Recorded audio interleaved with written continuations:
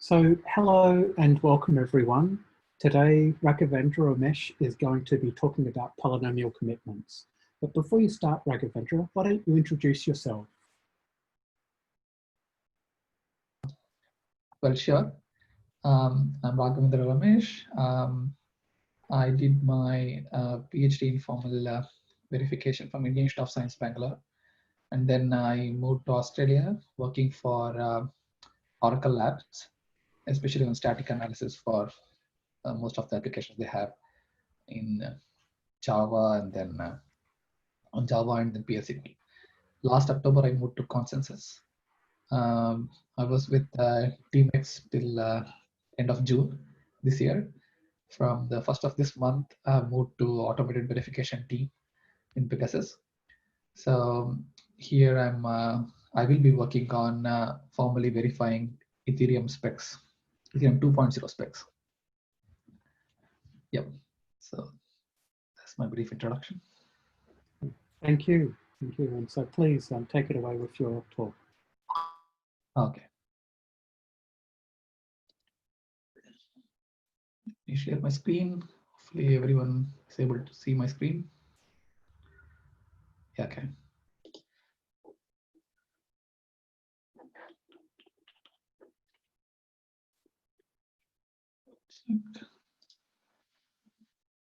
Yeah, that looks good. Okay. So yeah, I'm going to be talking about polynomial commitments for witness compression in Ethereum 1.x. I have restricted the scope of this talk to be inside Ethereum 1x, but it is largely applicable to Ethereum 2.0 as well. The only parts that I don't touch is about right witness and stuff, but I think it's kind of minimal in terms of applying these things to Ethereum 2.0. So largely this can be taken as witness compression for Ethereum 1.x and Ethereum 2.0. Okay.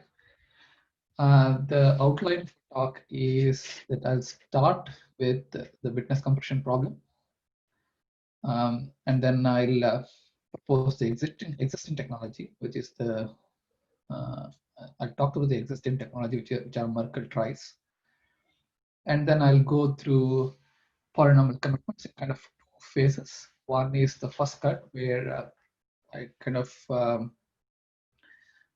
present the basics of the technology and how it can be utilized for witness compression. And I'll narrate the problems there, and which will motivate the optimizations that are necessary. And the second part, I'll go through those optimizations. That's pretty much the agenda.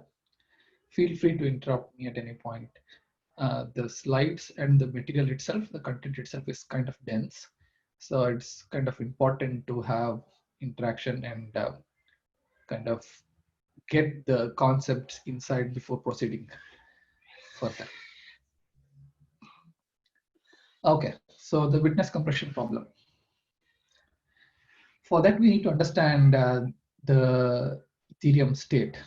Okay, so this slide shows the relation between blocks and state. We have block header, which actually contains the state root, which is actually a Merkle root hash of the Merkle Patricia trie capturing the word state. This word state is kind of is a key value store, where keys are actually the hashes of account addresses, and they form the paths from the root to the leaf nodes. And the leaf nodes actually store the account state or the account values. The account values is a 4-tuple value, consists of nonce, balance, code hash, and storage root. We have two kinds of accounts in Ethereum. One is a EOA, externally owned account. The other one is contract accounts. In externally owned accounts, we don't have anything to do with code hash and storage root. These are kind of specific to contract accounts. Code hash refers to the hash of the bytecode of the contract. Storage root is again a hash of the Merkle root the Merkle root hash of another Merkle Patricia trie, capturing the contract storage. Okay. Here, this is again a key value storage, where keys are nothing but the storage locations and values are the storage values. So again, in the Merkle Patricia trie, you have keys forming the paths from the root to the leaf node, and leaf node actually captures the storage values. The thing here is each leaf node here is of 32 bytes, and the keys are also 32 bytes. In the world state trie, the keys are 32 bytes, which are the hashes of the account addresses. And the values are, as I said, 4 tuples, each of 32 bytes. So totally it's 128 bytes. Okay. So this is a picture which relates the blocks and the state. When we say about state or the size of state, we would take the size of this entire world state as well as the size of the storages of each of the contract accounts. And perhaps even the sizes of the contract codes as well. So this is what we mean when we say state size. Okay. So if we look at this graph, the blue one, this indicates the x-axis is the block number and the y-axis is the number of accounts in Ethereum. So at present, it's around 47 million accounts, and this shows the growth of number of accounts. Out of the 47 million accounts, around 40 million accounts are of extremely long accounts. So the contracts accounts are not a majority. The green graph here says, again, the x-axis is the block number, and the y-axis is the number of storage locations in the state. So it has grown to 140 million, approximately 140 million storage locations. Roughly, the current state size is around 10 weeks. So in Ethereum 1.0, every node that's participating in the network needs to maintain this state in order to validate the coming block and put it on the chain. This kind of seriously limits the usage or the diversity of Ethereum network. In order for the decentralization concept to be effective, we need greater participation, right? And greater and diverse participation. So this state size is kind of a stumble block for any node to participate now. So that's why group of people come up with this idea of Ethereum 1.x, which is to enable a node which does not maintain any state to participate in this Ethereum network. This node, let's say we call it stateless node, may not be able to mine new blocks, but it should be able to validate a block which is coming in. So this is the kind of the mission of Ethereum 1.x. So this would essentially make even a consumer hardware like a mobile phone to be able to participate in an Ethereum network. Hopefully this will give greater participation of Ethereum network, and the idea of decentralization becomes more effective. Okay, so much more precisely, what exactly is a stateless block wallet validation? Okay, as I said, the stateless client will not store the entire world state anymore, but it should store a commitment or the existing technology. It's a Merkle root of the world state with it. Okay. Now the problem is, given a block of transactions, and in order to verify, this stateless client needs also the data that is required for these transactions to be executed. Okay. typically the data that are read. So if the miner is, so that means the miner has to package the block, the transactions, along with the data that is required. And in order to say that the miner has not tampered his data, he has to provide a proof saying that this data is the integrity of this data is intact. So this is what the triple that will be provided for a stateless client. The stateless client already has a commitment stored in its disk or memory.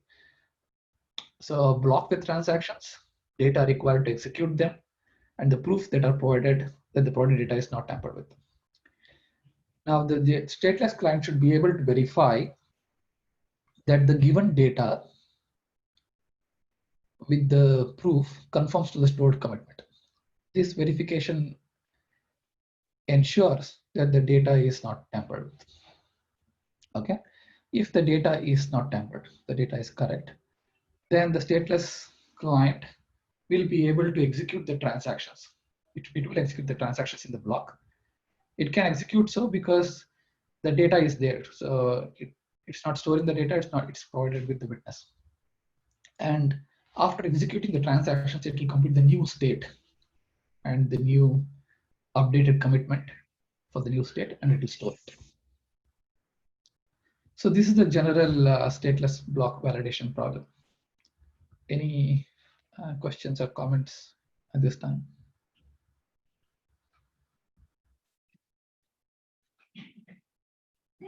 Okay. What is the nature of the commitment? Is that yeah? What is the commitment composed of? So currently, it's just a root of the Merkle-Patricia tree, or the state root. So the commitment is a state root. Yeah. Okay. Yeah, I'm kind of restricting myself not to state root, because the whole purpose of this presentation is to try thinking of an alternative for Merkle-Patricia tree. So we want to replace that Merkle root with a polynomial commitment. So I'm kind of using a general term, commitment, which can cater for Merkle root as well as a polynomial commitment. So that's why I say one state commitment. Okay, thanks. Okay. And then, yeah. Now,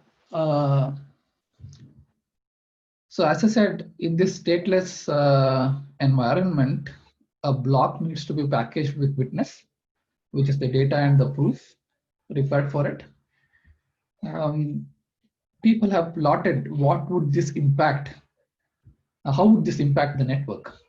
So, or such a block plus witness sizes. So here is a chart.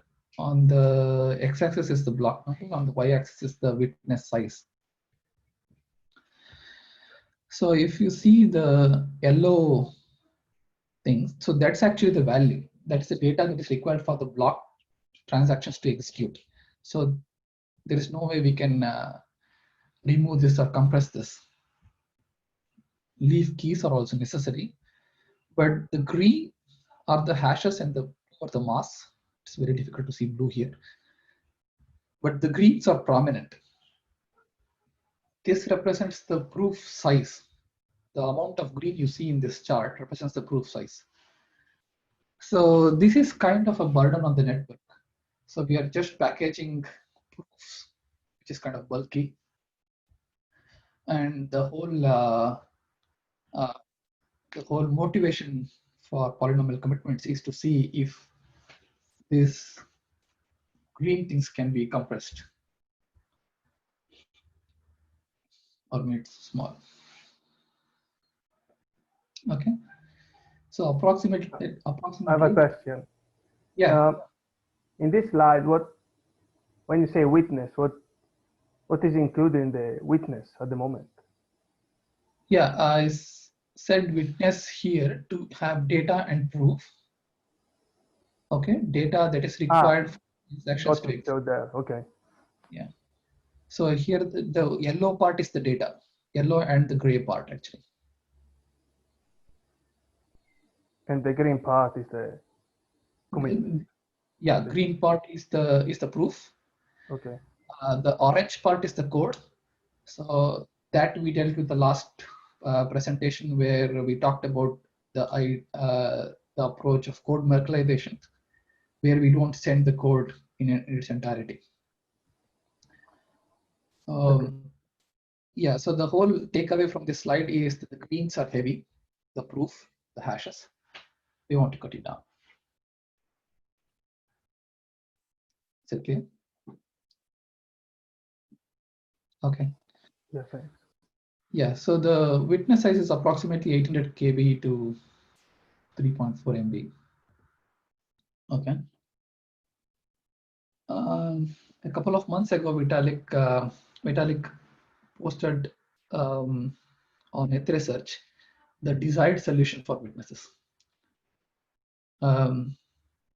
So the commitments should be small. These were the 5 criteria that he put up. So commitments should be small, commitments should be binding, and the proofs should be small, should be sublinear size. And then the computation of these proofs have to be efficient as well. And when we update the state, we'll have to update the commitment to the state as well. That should be efficient as well.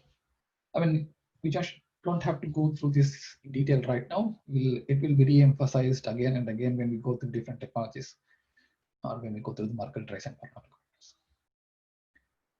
Okay, so that concludes the first part where we showed the witness completion problem.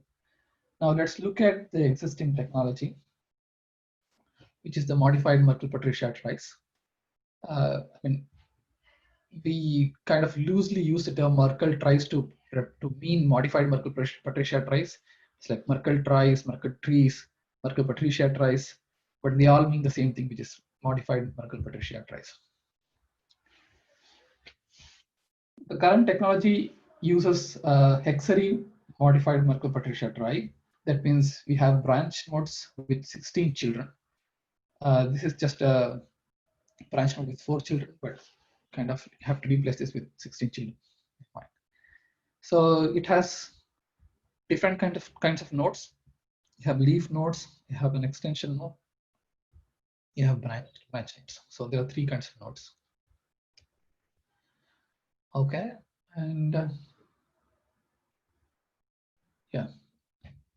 So commitment here is we would need Merkle root or the root of this tree for world state commitment as well as the commitments for individual contract storages.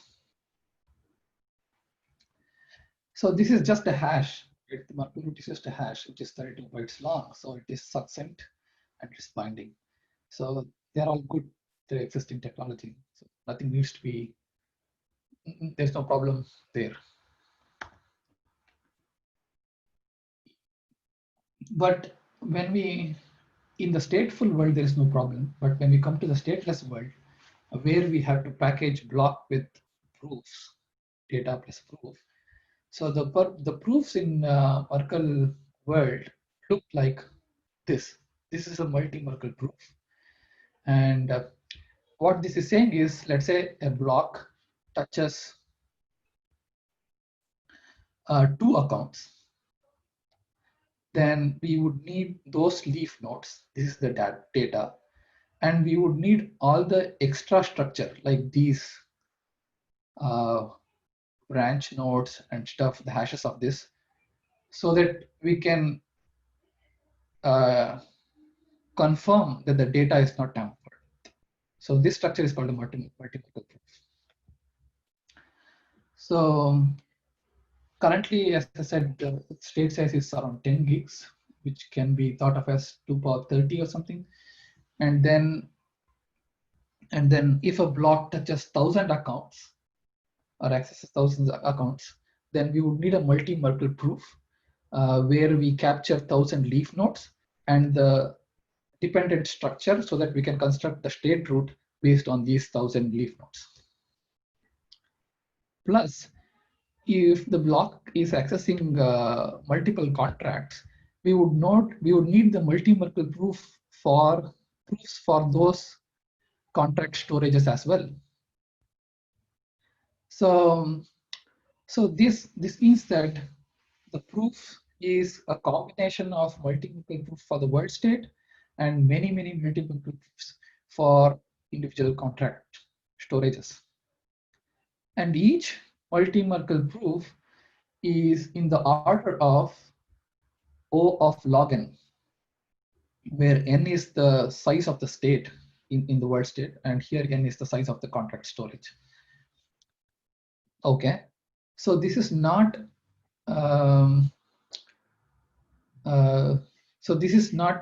what can I say? It's not succinct. So that's what I want to say here. So this is the major problem with the existing technology, that is Merkle drives for having witnesses, and this is the root cause for having seen for seeing that large green bars in that chart.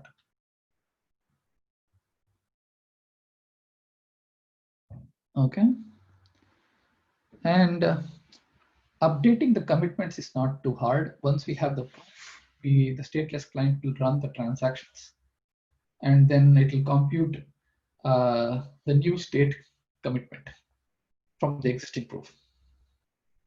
That is the artifact of Merkle proof, actually. So that means, yeah, updating commitments is also in terms of log of n. So the whole idea or the motivation of polynomial commitments is to reduce this proof size. In fact, as we will see, the polynomial commitments will make this proof size constant of 1. So here are the references. This is the first initial paper that talked about polynomial commitments, and this is the Vitalik's post on using polynomial commitments for replacing Merkle roots. And there is this explainer. So this slide is dense and it captures the key area of polynomial commitments. Let's go get it. So let's say we have a vector, it's a sequence of values, and let's say we somehow turn this into a polynomial phi of x, such that phi of I is vi. Okay, the polynomial evaluates to vi at position I. Now, suppose I want to say that I want to prove that phi of a evaluates to y, then what I can do is I can do this, like phi of x minus y. I can construct a quotient polynomial, another polynomial, which is nothing but the initial polynomial phi of x minus y x minus a. So this is a polynomial division, actually.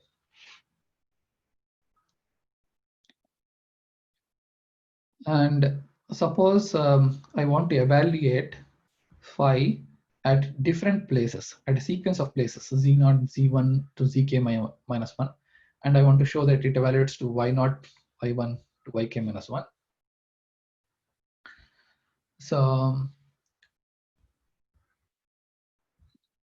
yeah, so then I can initially, extending this idea of single opening, this kind of a multi-opening, I can construct a zero polynomial. This is of this flavor, x minus a. I can construct x minus z, x minus z0, x minus z1. This is again a polynomial. And I can construct another polynomial I of x, where it's where it evaluates, I kind of evaluates to y0 at places z0, z1, like this. So similarly to the way, let's say, we turn this vector phi of x that I haven't talked about, I will talk in subsequent slides. Let's say can come up with another polynomial I of x, which evaluates to y0, y1, y to yk minus 1 at points z0, z1 to zk minus 1 respectively. And we have this z of x as another polynomial. Then we can construct a polynomial q of x such that, sorry, this is actually phi of x. But okay, so from the initial polynomial, I can deduct this evaluated polynomial that's called interpolation. And then if I divide, then have a quotient polynomial. So let's have this structure in mind and see how we can use this concept for stateless client validation. Now, let's say I turn the world state into a vector, and I turn the vector into a polynomial. And again, let's say I'll go through individual steps in subsequent slides, but I want to capture this entirety in this slide. And I can turn, let's say, this polynomial into a commitment C. So this is like the Merkle root of the world state. Let's say I have this commitment C. So clients need to save only this commitment, the commitment to the world state. The miner who is stateful, let's say he is mining a block, and this block has transactions that kind of accesses these accounts or these parts of the world state T. Now the miner will compute this polynomial z of x, which is the zero polynomial, I of x, which is the polynomial which evaluates to y0, y1 to yk minus 1 at z0, z1, zk minus 1. And then he'll compute the quotient polynomial q of x.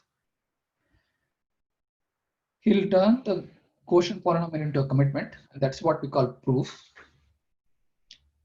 And the miner will broadcast the block, the transaction, along with the witness, which is the tuple, the data D, and the proof pi. I have a question. Yes, please. Where does the polynomial phi come into play? Because in the green box it's not mentioned. Yeah, So here. in order to calculate qx, State polynomial phi. Okay. Okay. Yeah. Should have mentioned here phi or p. So world state is converted into a polynomial, and that is committed to C. And So that polynomial is phi, right? Yeah, it's phi. It's phi. Yes. Okay. Yeah. And the So statement. Yes, please. the degree of the polynomial is n, right? Yeah, at most n. Okay. Some coefficients can be 0. So if the last coefficient is. So is it at most n, or is it exactly n all the time? It's at most n. That depends on the process, how we interpolate this polynomial. That means how we turn the vector into a polynomial. Right. I'll come to that slide, but the basic idea is there's this Lagrange interpolation. Yeah, okay. And if the coefficient of the highest degree happens to be 0, then Yeah. All right. Yeah. Thank you. Yeah, so the stateless client receives the block, which has the transactions, the data, and the proof. It computes the z of x and I of x. This can be computed just by the data, right? And it will commit these polynomials as well, z of x to z, I of x to this font ring. And then it kind of verifies this equation in the commitment world. Okay, the equation here is the quotient polynomial q of x into z of x is equal to p of x minus I of x. Now this is not the same as the polynomial, but it's the commitment world. So all it's doing is the initial commitment c, which is the commitment to the polynomial p of x or phi of x, is kind of a type of there. So C minus I is same as pi and Z, pi dot Z. So there are lots of questions here, but at least I think the process should be clear. The questions here are basically, how do we convert world state into a vector? How do we convert a vector into a polynomial? How do we convert a polynomial into commitment? Because we are doing that multiple times. Here from state to the commitment, here a quotient polynomial to a commitment, which actually serves as a proof. And here we are turning zero polynomials and interpolation polynomials into commitments. And then what do we mean by multiplying to commitments? So there are lots of these questions that I'll answer in subsequent slides. But this is the general scheme of things. So are people happy with it? Okay, let's proceed. How do we convert world state into vectors? So Vitalik proposed this idea. So currently, as I said, world state is nothing but a pair of or it's a key value maps. The world state, which is like the hash of account address to balance non-scored hash storage commitment, and for contract storage, it's locations to values.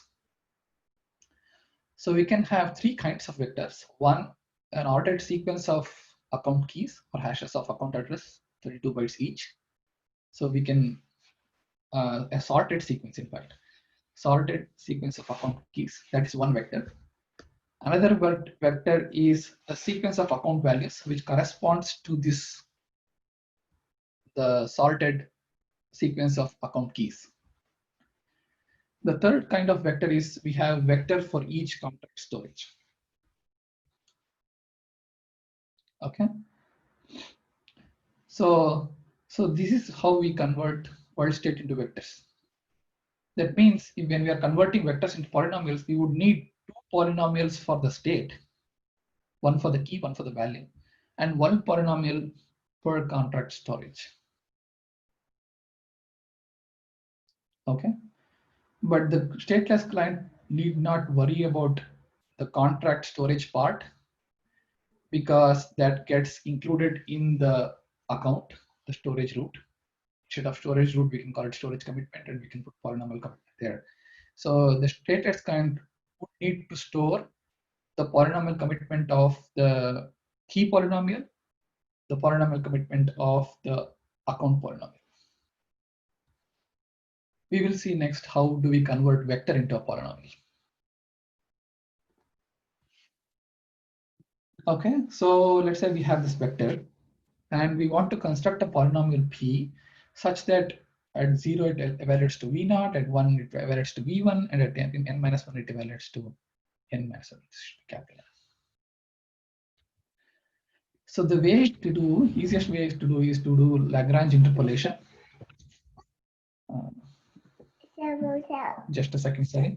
I'll just, my son has come, I'll just put him out.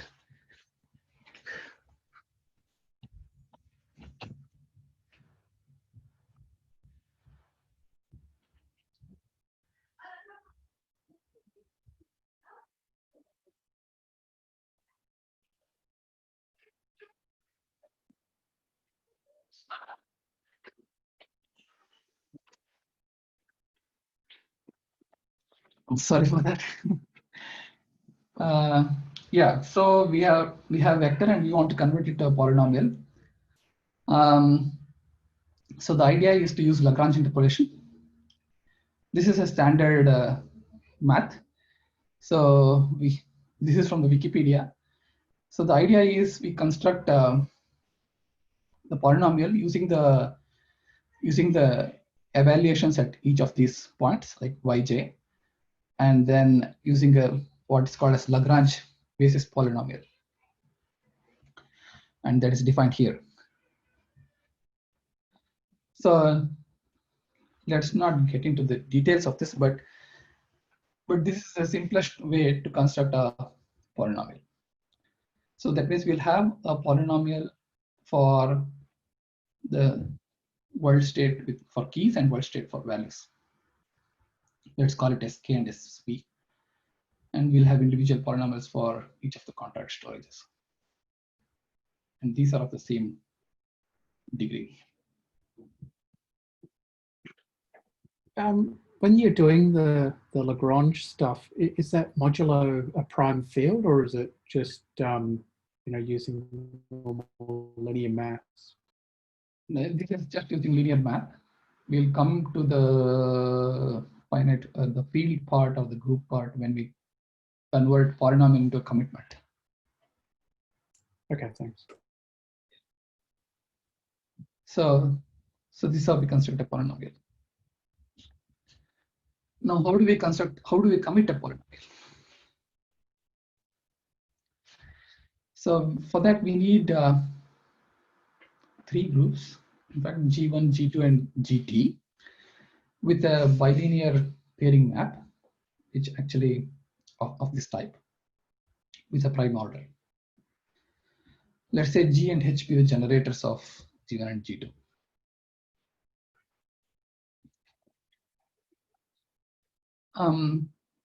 There are ways in which one can share a secret S without,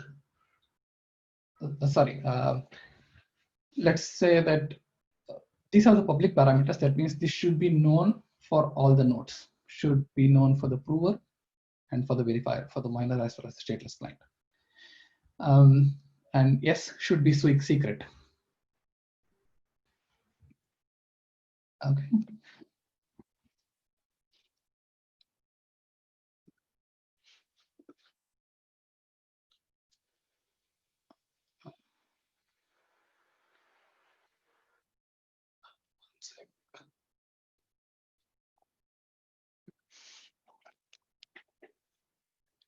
One second.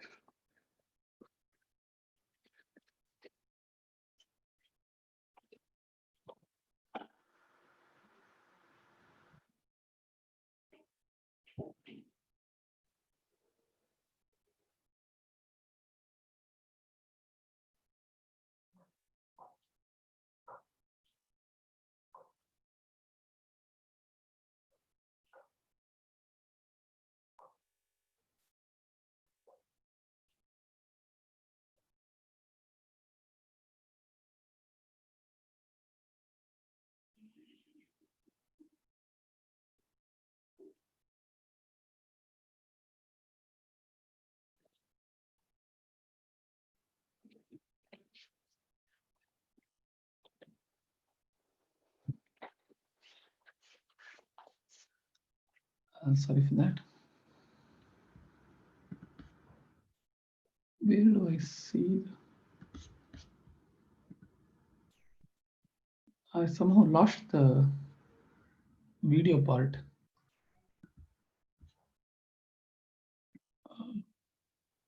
Okay.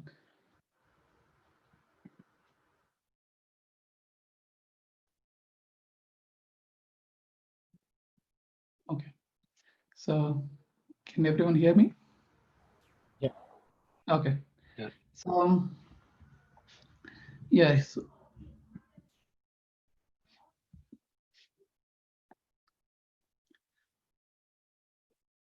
So there are established ways where we can, using multi-party computation, one can agree on a secret S, and everybody can compute these public parameters independently. G of S naught, G to the power of S to the power of 0, G to the power of S to the power of 1, and like that. Similarly, H to the power of S to the power of 0, H to the power of S to the power of 1. From known cryptographic assumption, it's computationally hard or infeasible to compute the secret S given these parameters. Okay, so one cannot compute the secret S. And these should be known for miner as well as validator. And these are known as public parameters, and these are of size O of n. Okay, now we have this polynomial p of x, which is of this type, like x to the power of n minus 1 and a coefficient like that. and we want to turn it into a commitment. This is nothing but you raise each of these. Let's say we want to turn it into a commitment in the G1 world, in the group G1 world. We raise each of these public parameters to their corresponding coefficient. So G of S of 0 will be raised by P of 0, and dot here means the group operation, the G, and G of S of 1 to the power of P of 1, P1, like that. Okay. What else should I say here? Yeah, so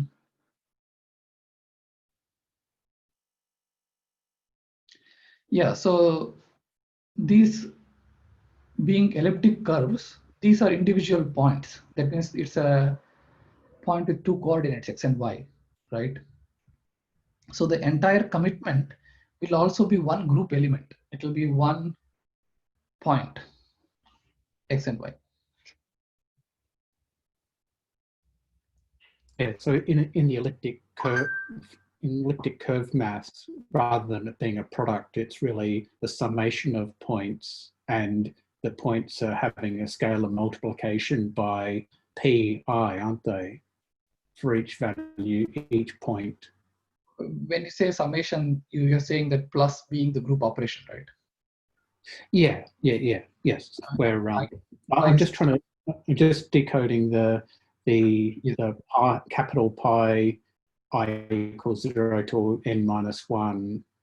That, right.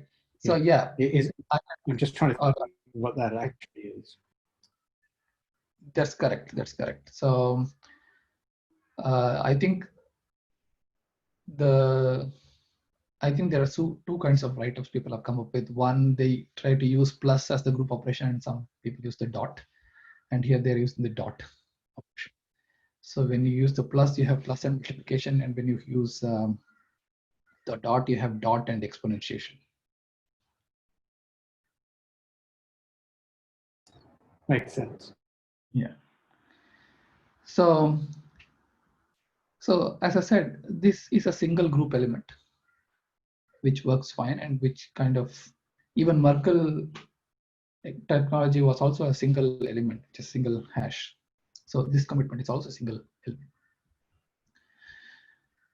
But computing this has like n log square n field operations and over and exponentiations. But that's fine because it's miner who is computing it, so he'll have all the power. Okay.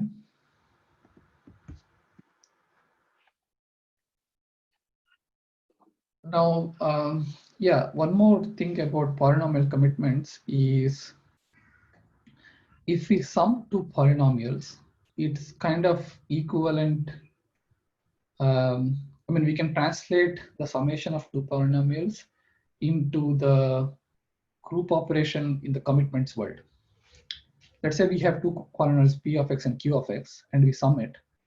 The commitment of that is equal to, you take the commitment of p of x, okay, and then you dot the commitment of q of x. So that is the same as commitment of p of x plus q of x. I think it's just simple that when we have the dot, the pi's and the coefficients of the qi's will come together and form the same. Right. So summation or subtraction is kind of easy.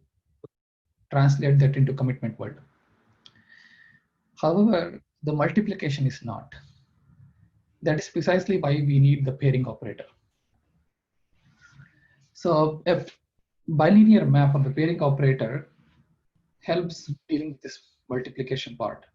So by the definition of it, when it takes 2 points, u power a and v power b, the result will be the mapping of uv to the power of ab. So we kind of achieve a multiplication of AB here.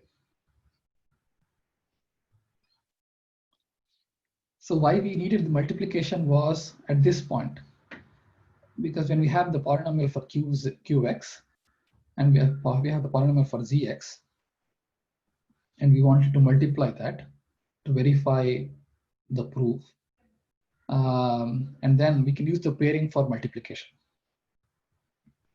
So again, in the polynomial world, as I said, subtraction is not difficult. So in order to check that the commitment c minus I is equal to pi into z, we just have to check that c minus I, and here we just have a generator for the second group h.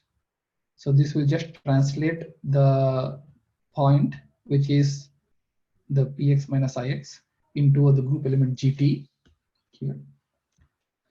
And we have the proof pi. Remember that the proof pi was just a commitment to the polynomial q of x. And the z is a polynomial commitment, but the commitment for zero polynomial was done in the G2 world. Okay, then we can use this to check. So let's recap what we saw in the initial slide. We saw that we wanted to convert world state into vectors. We did that with two vectors for keys and one for keys and one for values, and we converted them to polynomials using Lagrange interpolation. And we saw a way using this elliptic curves with bilinear mapping to convert the polynomial into commitment. And commitment is just as I said, a single point, just two coordinates. And clients need to save this commitment as well as the public parameters, which is like GS stuff. And let's revisit this. So suppose, as I said, the miner, when he's mining the block B, which reads the set T given here, he computes these polynomials zx, ix, and then converts them into a commitment. And that's a polynomial commitment, and that's a proof. So that means we have a proof which is single point in the group, right? That means we have obtained a constant size proof. Recall that in the Merkle tree world we had a log n size proof, and we had multiple proofs. And in the polynomial commitment, we have only one proof for the entire block for all the transactions.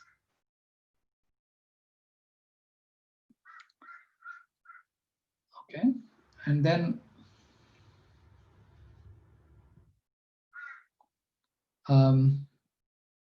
sorry, let me think that again. So we have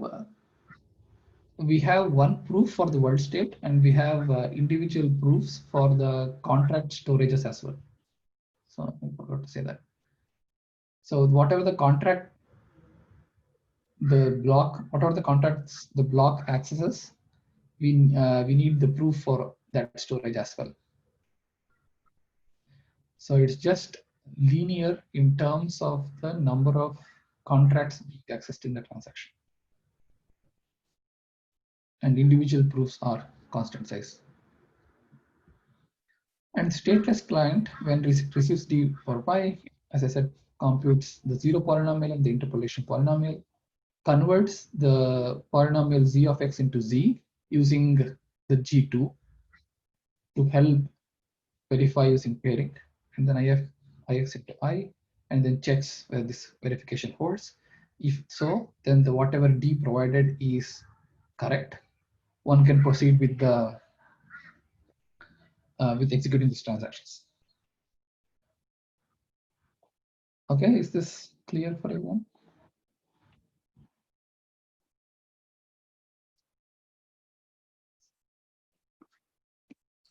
Yeah, I think it makes sense. Yeah. So for the big thing's going to be that pairing operation as far as time goes, isn't it?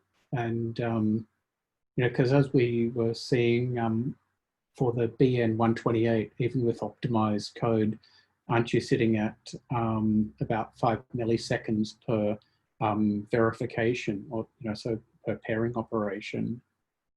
Yeah, well, I haven't seen any implementation of this, but the literature kind of says that you need to select an elliptic curve with efficient pairing operator. So it's kind of hand baby at this moment. It's still in the, what can I say, thought stage, thinking stage, but as I show in further slides, that there are other problems with this approach still. So let's go through this. So the current problems with this first cut polynomial commitments is you have n in the order of 2 power 30, that's the state size, and computing a commitment is n log square n, that's fine actually, it's not problematic. Computing a proof for a set for a data D, computing the polynomial z of x and I of x take this amount of time. That's in the order of d log n, size of d. But while computing the quotient q of x, we need to use the existing polynomial. That means we need valuations at every stage. And this is kind of really bad. It kind of makes computing q of x in terms of the state size rather than the size of the contracts being accessed or size of the storage locations being accessed. So this is one problematic part. The updating commitments is another. So if you want, when you want to update the commitment, let's say we take the block, we run the transactions, we find the new state, we have the new commitment. To update it, it still needs O of n. And because we have said that the key vector is kind of sorted, if new key is inserted, then we have to resort it if a new account is created. And one needs to update the public parameters as well. So there are lots of problems with it. So that's why we need another section of optimized. I'll be quick. And, one question: what are you counting here as operations? Are you counting the group operations with the yes, operations? Yeah.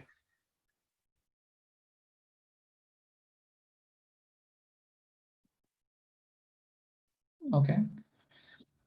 So from that initial post, people have thought about some optimizations. So the one way was, instead of evaluating the polynomial 0, 1 to n minus 1, let's evaluate at 0, omega square omega n minus 1, where omega are the nth roots of unity 1. So this, I don't know fully clearly like how exactly this helps, but when we are converting a vector into a polynomial, and when we are converting a polynomial into commitment, we use this Lagrange basis polynomials, and that has this x minus I case. And if we instead use x minus omega square, it will kind of optimize. Some terms get cancelled out and we get a better result. So that's why people turn to this way. And public parameters, we had this initially. Another set of polynomials, or the commitments to polynomials, were added for the Lagrange basis polynomials actually. So remember that when for the world state, we had used these polynomials. I mean, we had used Lagrange basis polynomials to convert the vector into P. So one needs to store these Lagrange basis polynomials along with the public parameters also. So what do we get with that is computing a commitment is just nothing but. Sorry, I'm a bit confused on what the Lagrange polynomial is. Lagrange basis polynomial. We go back to the place where yeah.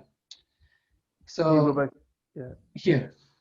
So this is the place where we converted vector to a polynomial, right, using the Lagrange interpolation.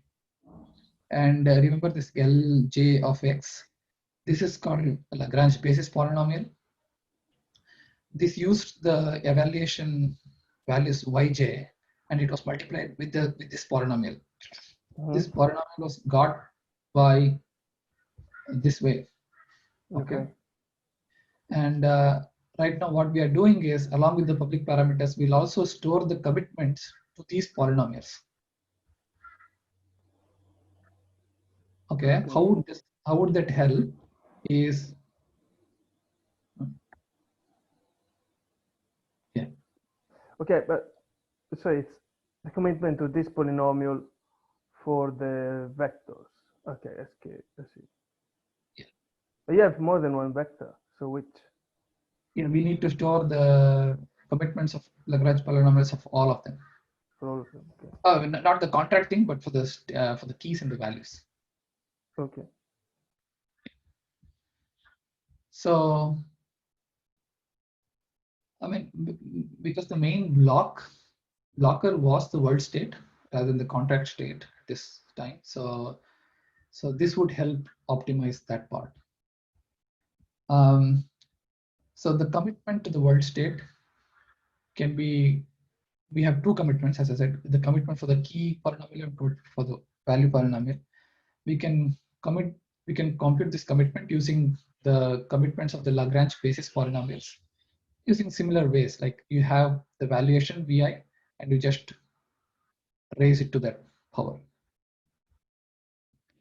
This is showing that this is equivalent to the original way of computing the polynomial commitment. Okay, because if we expand Li, this is nothing but g to the power of Li tau, and when we execute it, this is where we get the original definition of commitment. What is tau in this case? Tau was S, the secret S. Okay. Because yeah, I had kind of difficulty writing LaTeX in Google Slides, so I kind of copy pasted it from multiple places. Okay, no worries. So okay. So what would this yield? I mean, we had this public parameters and we added commitments to Lagrange polynomials into public parameters. So what would this yield? Let's say a block kind of updates only one value, and this value goes from vi to vi plus delta. So the new polynomial pi prime is nothing but the original polynomial px plus delta li of x. If you remember the Lagrange interpolation, px was constructed using the Lagrange basis polynomial, especially for vi, and that vi is getting expanded to vi plus delta, and that the delta factor will come out. So that means we can to commit to polynomial pi. Sorry, I have a question. In this formula, you say Li, but which of the values are I this I. So okay. So again, if we go back to the Lagrange interpolation, px was constructed using if you look at the term specifically for vi, that would term like vi dot li of x, right? This is the Lagrange basis polynomial. Yeah. And vi got expanded to vi plus delta now. So it will be vi plus delta, the whole thing, into lix. Okay. So me. Yeah, okay, and vi lix is already in the pfx. So delta lix is coming out. So this provide.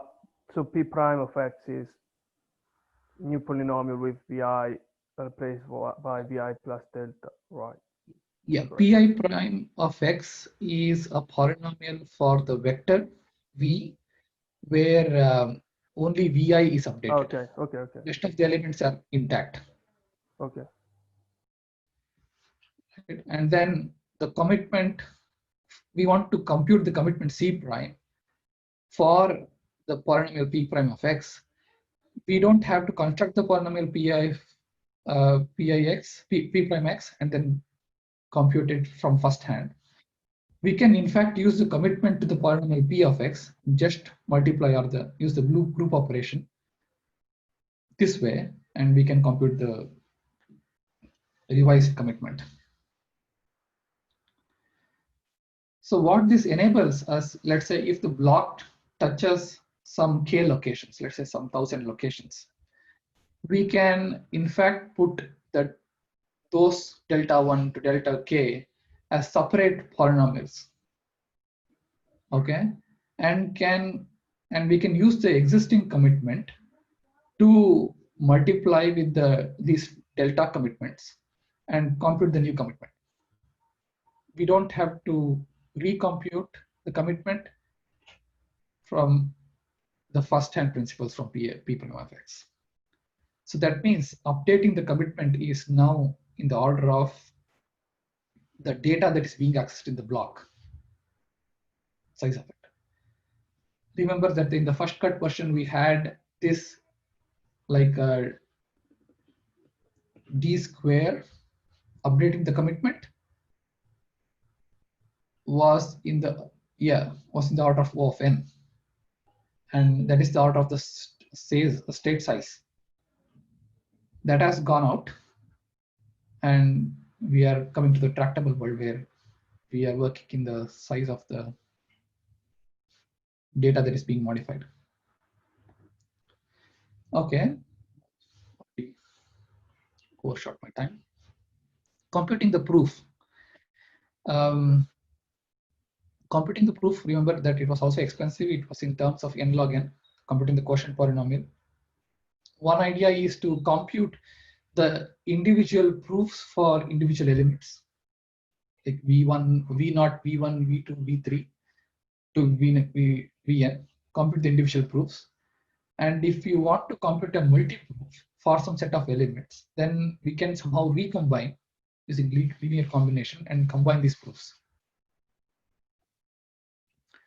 So again, I'm not going to the detail of this, but this would again give us an efficient way of computing the proof, and the complexity order is in terms of t. But because we have this structure, which is the pre-computed individual proofs, when we update the commitment, the state commitment, we would need to update these individual proofs as well. That means, again, the factor O of n is coming into picture somehow. We said that updating the commitment is O of d, but it has not gone out because we need to update the individual proofs. It's kind of auxiliary information to create the multi-proof. To update that O of n, we still need O of n. Metallic recently, last month, put out this proposal where which allows the miner not to update the individual proofs just after the block, but compute this delta as a separate polynomial d, okay, and keep it along with the p, okay. So p prime of x is the new state, p, which is p of x plus d of x, but the commitment is not getting updated right now. To hold off that updating the commitment, and let's say when the next block is being mined, and the miner wants to create a proof for a new d. Note that this d and this d are separate. This belongs to the previous block and this belongs to the next block. He's creating a proof for the next data. Then the proof is nothing but, as I said, the quotient polynomial. It is the quotient polynomial on the new polynomial p prime, but this can be expressed as the quotient polynomials of this one and the d of x. P of x double bar z is the rounded quotient polynomial. This is nothing but the original multi-proof for P of x, that we had a way to combine the pre-computed individual proofs to make it multi-proof in O of d time that we can still use. And all we have to do is compute this one. So that is again in the order of t. So the idea here is we keep updating the d for t blocks, but don't update the state polynomial p every block, and update the polynomial p only after t blocks, let's say. After t blocks, then we kind of reset the state polynomial p prime to p plus d and d to 0 polynomial. And at that point, we need to recompute all the individual proofs, the pre-computed individual proofs. So this kind of allows an amortized complexity of square root of n log n. That means, let's say when n is 2 power 30, which is the state of the current Ethereum state, we still have the complexity of 2 power 24 or something, which is still outside the feasibility range. So this has not got us the realization of the polynomial commitment for the proofs, but it has just gone one step. So the whole idea here is that we tried replacing the Merkle trie technology with polynomial commitments, and this has not come to the position where it can be implemented and it can be realized because of this complexity blockers. So that's essentially it. I have overshot by 7 minutes. Yeah, the summary is reduction in witness sizes enables stateless client validation, which kind of helps decentralization.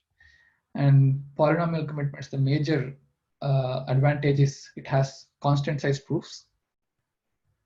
But as I said, updating the commitment and updating the pre-computed proofs currently still takes square root of n log n, which is like 2 power 24 group operations per block, which is not feasible. And as I said, Vitalik put out a post in which the desired solution is to make it O to the power of k, or the size of the data that is being accessed in the block. Or in fact, log n is also okay. Some of the factor of n should be avoided. So more research is required to hit this mark, and we aren't there yet. So that's it from my side. Peter, you want to go through this slide? Sure. Yep. All right. Here we go. Yes. Thank you, Raghavendra. That was I know an awful lot more about polynomial commitments now. I don't think I know everything. In fact, I'm sure I don't know everything about them. But I think you deserve a round of applause from all of us. So let's all go off mute for a second. We'll see if we can have a lot of echo or something. Thank you. Thanks a lot. All right. So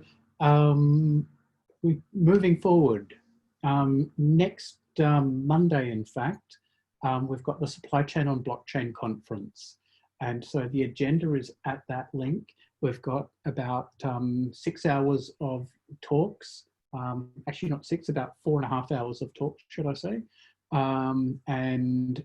It's going to be an awesome event. We've realized that online events can be very wearing and that people get Zoom fatigue. So we've got a compact event, which is really talking about applications of blockchain in the supply chain space. So both finance and logistics, traceability. It's going to be great. To register for that event, please go to that link and buy an Eventbrite ticket. They're only US dollars 30, Australian dollars 40. The idea is to have an accessible event that anyone can turn up to, and no one's got an excuse not to turn up to, in fact. In 2 weeks' time, I'm going to tell everyone all about the latest versions of Solidity. So what has come in, what are the new features of Solidity 0.6 and above? So in particular, the try-catch feature and the other language syntax improvements. Then 2 weeks after that, we've got Tim is going to talk about the EIP 1559 and escalators. So essentially how the fee market may change. So they're at the moment, they're just proposals and there's a lot of analysis going on. Note that that talk is going to be in the morning because Tim lives in Canada. So it'll be in the late afternoon, evening for him. 2 weeks after that again, we've got some people from Paris. So this one is 99% locked in, but not 100% locked in yet. So you can't, I haven't put it on meetup.com, but we've got Olivier and Alexandra talking about a new technology that will improve the ability to use snarks. And so anyway, their talk is going to be in the evening in Brisbane and the morning in Europe. So for those people living in Americas, it'll be middle of your night, but if you don't want to be up in the middle of the night, it sounds like an interesting talk, but if you don't, you can watch the recording on YouTube. And so, yeah. So anyway, I guess I should be asking, are there any questions for Raghavendra? I had another one. So the proof, you have one proof, only one proof, or do you have a proof for each contract and another proof for the world state, or do you combine them?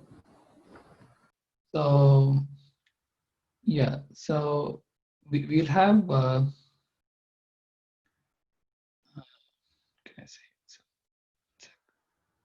Yeah, we will have proof for the key polynomial, proof for the value polynomial, and then we'll have the proof for each of the contract storages that were accessed. So let's say we provide, let's say a block touches 1,000 accounts.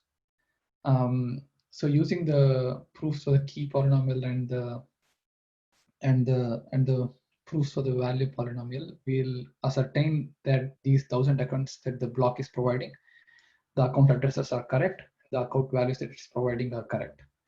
And after that, to execute the transaction, the block is packaged also with the contract storage data elements that were needed to execute the transactions.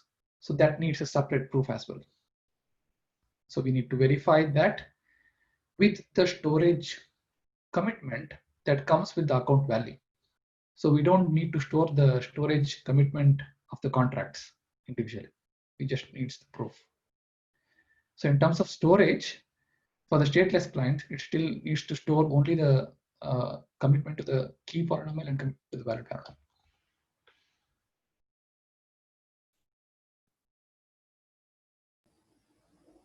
So basically, you need one. So you need one proof for each contract that is accessed by the transactions in the block, correct? Yes. So you could say the size is actually linear in the number of contracts that are accessed by. Yes. So even in the multiple proof world, we would need multi-multiple proof for each of the contract storages and the multi-multiple proof for the world state. But each of this multi-multiple proof itself is of order log n, but that is at least compressed to O of 1 here, right? Okay. Yeah.